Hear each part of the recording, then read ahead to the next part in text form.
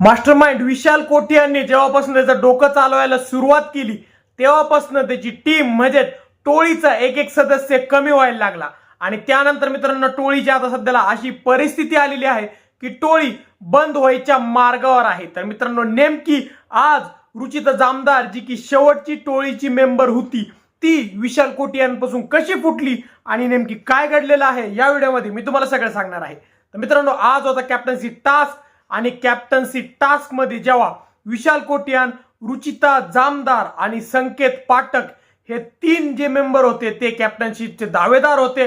त्यानंतर मित्रांनो सगळ्यांना जेव्हा वोटिंगची बारी आली की कोणाला कॅप्टन बनवायचं तर त्यावेळेस मित्रांनो सागर असू, अनुश्री असू किंवा राकेश असू यांनी कुणीच विशाल कोटियांची बाजू घेतली नाही।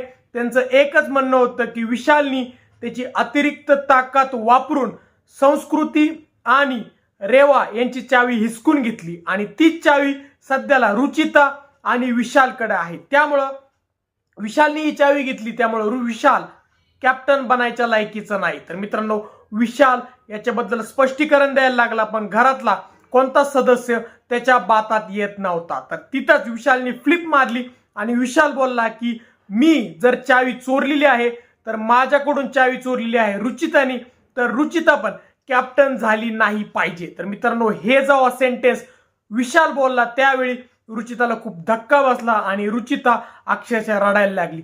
त्यावेळी मित्रांनो रडलेल्या रुचिताला राकेश बापट यांनी साथ दिली, तिला आसरा दिला आणि तिला बोलले की तू घाबरू नको, मी जरी तुझ्या विरुद्ध टीम कडून असन तर एक मित्र म्हणून माझ्याकडे बघत जा, माझ्या मनात तुझ्यासाठी कोणतंच कॉम्पिटिशन नाही किंवा कोणताच दिमागमध्ये गेम नाही।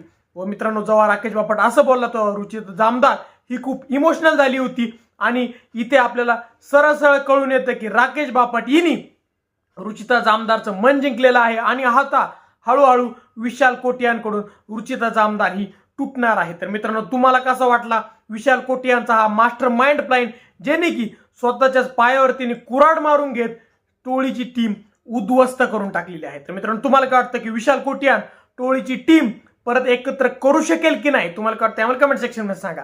व जर तुम्हाला व्हिडिओ आवडला असेल तर व्हिडिओला लाईक आणि शेअर करा व जर तुम्ही आमच्या चॅनल नवीन असल्यास चॅनलला सबस्क्राईब करा।